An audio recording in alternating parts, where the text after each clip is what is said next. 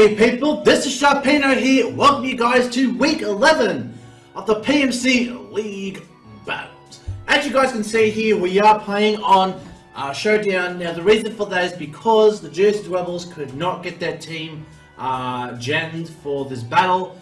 So I agreed to go ahead and play things on Showdown. I already had my team prepped there, so it really wasn't a big deal to me. Looking at his team here now, you can see that we're on the other side of it, looking at our team now, but once we get started, I can go ahead and swap the sides around. So looking at his team here, so we brought our team. If you guys haven't seen team prep, go ahead, check out links in the description down below. If you haven't seen what Jersey Dwebble, what team moves he brought and why, you can go ahead and check out his channel, link will be in the description for that as well. So he's brought the Zapdos, the Krookodiles, the Gardevoir, the Mega Banette, the Bronzong, and the Fortress. So I'm really liking how we brought the Hidden Power Fire on the Krookodiles because it could do a lot of work here, considering he's brought two Steel types. Now, this is a replay, as you guys know, so I already know what the outcome of this, and look, I'll be honest with you guys, look, I'm not going to give anything away here, but let's just go ahead and let's just get this replay going, and I'll explain as we go along here. So we'll go ahead. Music off, thank you. Alright, so what the hell's happened here? Okay, there we go. Okay, so I started with Uxie, he started off with the Krookodiles, and I thought, well shit. Basically, I knew Knockoff was going to come our way, so I decided to go to Mega Sableye, and I would scout to see how much damage this would do based off that. So if we go ahead and continue here, goes for a Knockoff, it does a massive 69% rounded off to me. So to me, that told me that it was choice banded. So knowing he could go, knowing he's fearing either the Will-O-Wisp, I would knew he would try to swap out, but even if he swapped into Zapdos expecting the Will-O-Wisp, I would try to get residual damage if it was trying to be a bulky Zapdos. So I went ahead and fired off a Will-O-Wisp here, in comes the Zapdos here, and we go ahead, we fire off the Mega Evolve, go for the Will-O-Wisp, and we're able to burn it. So I was pretty happy with that. Now, looking at that now, basically I knew that a Thunderbolt from this would kill us. So my biggest check for Zapdos is the Gougy, which the Vert, by the way, did point out was a big thing I needed to keep an eye out for. So he doesn't get hit with the burn, we go to swap into Krookodiles, and he goes with the Bolt Switch, predicting us to swap, which is a good move on his part to do that. And he swaps into the Krookodiles once again. So at this point, I'm thinking that we should outspeed the Krookodiles. So I'm going to go ahead and fire off a Draco Meteor and possibly kill it.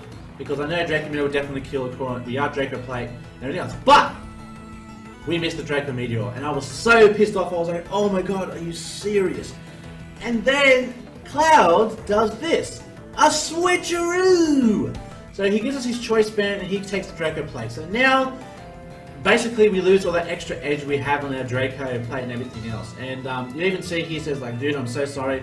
I'm like, don't worry man, it's all part of the game. Now he predicts me to go for Sludge Wave here, very good move on his part. I go for the Sludge Wave and obviously it doesn't affect the Bronzong because it is a Steel type. So I decided to go ahead and swap back into Mega Sableye, expecting some sort of Psychic type move, or maybe some stat moves or Stage Stealth Rock or something. But he goes ahead and sets a Reflect. So that tells me his Bronzong is a screen setter. So I mean, very nice on his part to bring a screen setting Bronzong. So guessing that it was Light Clay, Reflect, Light Screen, Gyro Ball, and the last move was just optional, but that's just basically what I got from that point there. So he swaps out into Gardevoir as I go for the recover. He traces my Magic Bounce, which really didn't bother me. But he brings in his Gardevoir, and I know my check for Gardevoir is the Doublade, so I go ahead and swap in the Doublade here. Now he goes ahead and fires up a Moonblast. Now looking at the damage here, it does 32.5%. So I knew I could live at least at least 4 Moonblasts if he wanted to stay in here. So I thought he was going to swap into maybe the Krookodiles, expecting me to go for the Gyro Ball. But instead he stays in here, goes for a Moonblast, gets a lower hit on it by 0.6%. I go for a Sacred Sword, expecting him to swap, and as you can see, it does jack shit. So I think at this point, he's pretty much just letting Gardevoir go. So I'm going to just fire off the Gyro Ball here. So goes for the Moonblast. We live on 1 HP. He actually got a high roll on this one. He did 34.3%. And it's almost a 2% jump on the first 2 Moonblasts that he did to me. So that was like, what the fuck? So we go for the Gyro Ball and it OHKOs, even with the Reflector, because it doesn't handle that. Next comes in the Banette. Now I was expecting him to Mega Evolve and go for the Shadow Sneak to try and kill off the Doublade. But I predict that and I go ahead and swap into the the Mega Sableye, predicting him to go for the Shadow Sneak, which works out to him perfectly. So basically it meant that by him doing that, it's giving us a free turn to go ahead and fight for recover, which means our Mega Sableye can be nice and healthy. So I'm going to go ahead and fight for recover. He brings back in the Zapdos here. Now, I wanted to see what the Zapdos wanted to do. So what I did was I went ahead to fire for recover to see what he was trying to do and what damage he was going to deal to us. So he does a Thunderbolt, does about 46%, and we go for the recover. So at this point, I could either burn stall him with recover, or I could try and do something else to him. So he really couldn't do anything with the Zapdos. At this point, I could tell it was not Specs, because that's not Specs damage. So I was like, so he swaps out, brings in the Bronzong again. I swap into Suicune. I don't know what my thought process was behind that. Maybe I was just expecting him. I mean, the Thunderbolt would have really hurt Suicune, so I mean, I don't know what my reason was behind that, so I guess that was kind of a misplay on my part, but it worked out to our favour for him to be swapping into the Bronzong. So we go ahead and go for the Scald here. He goes and brings back in the Zapdos. Takes about 28% from the Scald there, the Burn's going to bring him down. Now, I predicted him to go for a Roost, just because, obviously, it being very low health, if he wanted to preserve it, he would go for a Roost. So I swapped into the Dragalge to pretty much eat whatever he's going to do. Goes for a Volt Switch, very predictable there, and he swaps into Fortress here. Now, this is where having Hidden Power Fire comes a cinch.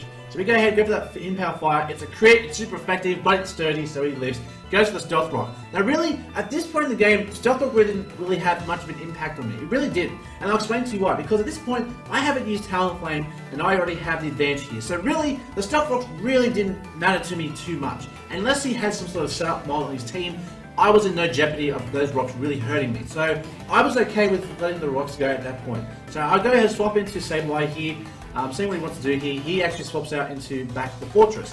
So at this point, I'm just thinking, well, one of two things. I could go for Foul Play or I could go for Will-O-Wisp.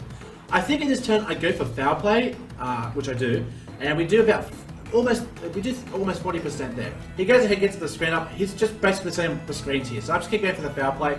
We actually did the exact same amount of damage there. He goes to the second one. Now, at this point, now that he has both the screens up, I had a feeling he was going to swap. Now, if he swapped, it basically meant he was going to bring in Krookodiles or the Mega Banana. So I decided to go ahead and go for Will-O-Wisp here. If he decides to let this thing go, that's fine. I've still got the Will-O-Wisp on the Bronzong either way. So I go ahead and go for the Will-O-Wisp. He brings in the Mega Banana, and I'm just like, fantastic. We actually got the right call. So we go ahead and fight the Will-O-Wisp, and it's going to nerf the shit out of this Mega Banana here. So this is already fantastic as it is. Goes for the Gunshot, trying to get the poison. Successfully does so, which I was a little bit bummed out about, but the Foul Play does over 80% here, brings him down enough to the burn to get the kill there. So that was a good turn for us. Now in comes the Krookodiles. Now, at this point, I knew that a Crab Hammer or a knockoff basically would go for Waterfall to go for the flinch, the knee without speed, or a Crab Hammer. I didn't know which one he had. So I was just going to try to fight for the Will-O-Wisp and just try to nerf this Krookodiles as much as I could. So I go ahead and fire the Will-O-Wisp here. He actually missed the Crab Hammer, which would make up for the fact that we missed a Draco Meteor. So I guess that's kind of fair that happened. But we go ahead and get the Will-O-Wisp off and we land it, and it means that this Krookodiles now has been nerfed to all hell. So he gets that burn there. Now, at this point, there wasn't really any need for me to let Sableye take an unnecessary hit. So, I mean, at this turn anyway, I did. So I let him go for the Aqua Jet here. Don't know why he went for the Aqua Jet. We go ahead and fire for recover here. Now this turn, I decide to go ahead and let Doublade die because we can go ahead and let someone else take it from here. So he goes for nothing, gets a little bit of extra burn damage. We bring in Suicune. Now, Suicune has Signal Beam, and Signal Beam was brought in specifically for this Pokemon. But with the screens up, it wasn't going to do a lot of damage that I predicted. So he goes first, goes for the knockoff. Fair enough. We go for the Signal Beam here. Does about 30% here, which is pretty nice for us. So with the burn damage, we knew that we were going to get the kill on the Krookodiles here. So he goes for another knockoff, gets the crit on me, unfortunate, and we go for Signal Beam here, and the Krookodiles goes down. So at this point, I'm looking very nice, very pretty. Now he brings in the Fortress, which I was a little bit puzzled about because normally what he would try to do, well, I mean, one of two things could be the reason. He has Crystal Berry, try to go for Explosion, get the Suicide kill, which would make sense. But I would have thought he would have swapped into Zapdos and try to get the kill on me with the Thunderbolt, which probably would have killed me at this range. But he didn't do that. He brought in this thing. So Crystal Berry does pop. It does pop. And I'm like, oh fuck. Here it comes the explosion. He goes for Rapid Spin. And I don't know why he went for rapid spin, unless he had no other moves, no volt switch, no nothing. He didn't go for that. So we just fired for Skull and we killed the Fortress. And they bring Zapdos. Now, this is where I get very pissed off here. This is where I get very pissed off here. And I mean, I'm sure my opponent will understand my frustration at this. But we go for our tourney, he goes for Signal Beam. At that point, that tells me he gave up. And I think, looking back on now that previous move, he pretty much gave up at this point. And I didn't appreciate it because I don't like it when I'm versing someone. Now, it's bad enough when I'm trying hard and I lose. Yeah, I feel bad because I'm giving my all. But then to win and know my opponent wasn't trying the best, that kind of irks me a little bit. But I hate when I'm not versing someone 100%. It's almost like you're versing someone in soccer with one leg. Like, it's even if they're the best soccer player, it's still going to feel like a piece of shit because they've got one leg, you got two. Basically at this point, him giving up. Okay, I do apologize, I don't mean to offend anyone with that analogy, but I'm just trying to say, I don't like people who play against me in the Wi-Fi battle with half effort. And I really don't like that. So, seeing that he went for Signal Beam here, I go for the Ice Beam, get the kill on the Zapdos here. He goes down, brings in the Bronzong, and we get the kill on the Bronzong with the Scald here. And that is a win for us, 5-0. So, you guys can kind of see I was a little bit frustrated towards the end of the match. Not because I won, but because of the way that my opponent played towards the end of it. Now, and no disrespect to the Cloud. Cloud's a terrific battler. Like, he did very well in Season 1. I think he was, like, in the top playoffs for Season 1. So, I'm not saying by any means that he's a very bad player. I just don't like how he gave up at the end there. And I'm pretty sure everyone would agree that if you were versing someone... Now, unless you're not a very respectable player and you take a cheap win any way you can, I just didn't like the way that ended with him just not playing along. Like, he could have... For differential, he could have killed one of my Suicune with a Thunderbolt, and then maybe I have to force to bring in my Dragalge or something to kind of finish the game here, but he didn't do that. He didn't allow me to do that. So, a little bit frustrated at how that ended. I mean, I'm happy that I won. A win's a win, but it's just a personal thing for me. It's just a thing that if I'm going to verse someone in the Wi-Fi battle, I would hope that they were doing their best. That's all it is for me. So, we won against the Jersey Dwebbles. That brings our winning ratio to 6-5, which does increase our chances of a playoff. We're going to go ahead right now and prepare now for Misty and the Misty Drapions for the final week of the PMC, which is next week. So stay tuned for the team prep and stay tuned for the Wi-Fi battle. Hopefully it'll be a Wi-Fi battle. Not really a big fan of Showdown, but I understand that sometimes things happen and we just, don't have anything we can do about it. So until the next time I see you guys, stay safe, stay sharp, and I will catch you guys all next time. Later!